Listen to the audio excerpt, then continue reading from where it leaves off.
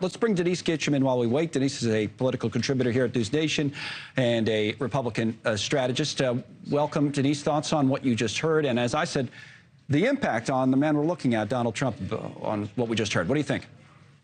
Well, you know, he made the case that I think so many Republicans have tried to make, but seemed so self-interested when they did. And that's that the Democratic Party of today is not the Democratic Party of his uncle and father. And I think that shift has come almost imperceptibly in waves. You know, it's been happening over and over through COVID, the oppression of free speech, you know, the growth of the war in the Ukraine, and also these issues that are so niche to his followers, but are so important to all of us, which is the health of children, the, you know, talking about big pharma and all these things that people genuinely experience the ramifications of government collusion with the military industrial complex, with big pharma, with all the money that's going into Washington, D.C. And he even touched on mainstream media, social media, censorship.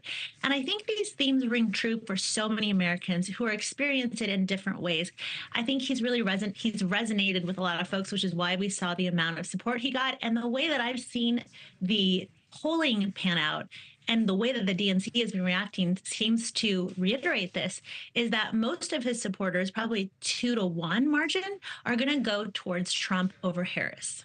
Right, but he didn't have much support left at the end. Okay, first of all, so down at 3 or 4%. Yep. So if they go 2-to-1, I saw some math earlier that maybe the net difference is maybe 1% for Trump in some states. Right. But I know you're going to say that could make a difference, right? You had a 10,000 vote margin in Arizona. Yeah. We get that. So there's basically two schools of thought here. This is what I wanted to talk about. When we have time later after Trump wraps up, we'll probably go to the maps and look at some results in the past, because I'm really, you know, intrigued by it, certainly, is that you could just, one is just simple, right? Take Arizona.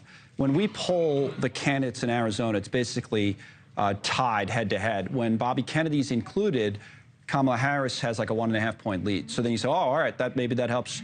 It's going to help Trump. But yeah, Trump, when he's run, this is the third time he's run, so we have all this data, right? This historical data of Trump running. He always gets basically the same number, right? So it's in a swing state, he's like in the high 40s. And in the past, when there's been fewer candidates, he doesn't do as well. Because, you know, like when he ran against Biden, but he ran against Hillary, he had Gary Johnson and all these people that took away, he didn't do as well. So that's the two schools. So explain how you see it.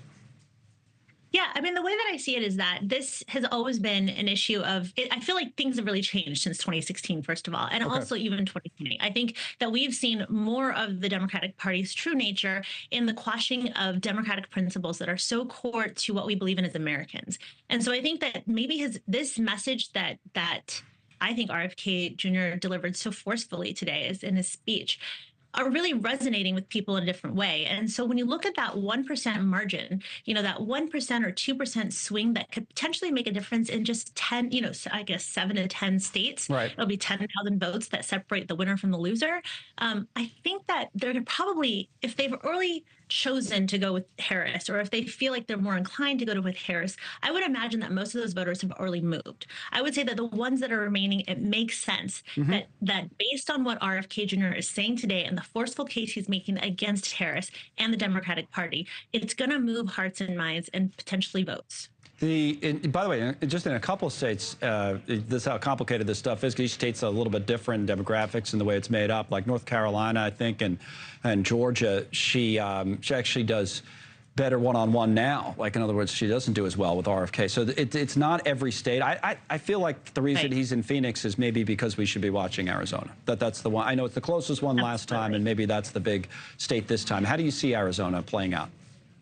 You know, I feel like there are certain states where you just have this gut feeling that at its base, like at its core, it's more conservative. Even if it goes, you know, blue one cycle or another cycle, at the end of it, the values of the people there kind of more align with conservative values, especially in light of what's happening with immigration and how much they've taken the brunt of that failure by this administration to address those issues. So I think Arizona is going to be a place where President Trump's going to be very competitive and likely pull ahead, especially with the withdrawal of RFK Jr. So, you know, it just kind of depends. As always, this is a race between two people at the end of the day, and it depends on what they focus on and how much discipline they have in addressing the specific interests of the voters in that state, because all politics in the end of the day is local. Yeah, in Arizona, there was an independent streak in Arizona. We know it. And I mean, you know, the Democrats win there too. Look at Kelly. They are. I mean, Kelly's the senator there, and I think Gallego's definitely, at least if nothing, a slight favorite to beat Carrie Lake there, so they might win that. Right. But the presidential race, we don't know which way it'll go. Denise, all right, thank you. As part of our coverage, 17 past the hour, I want to squeeze a break in here.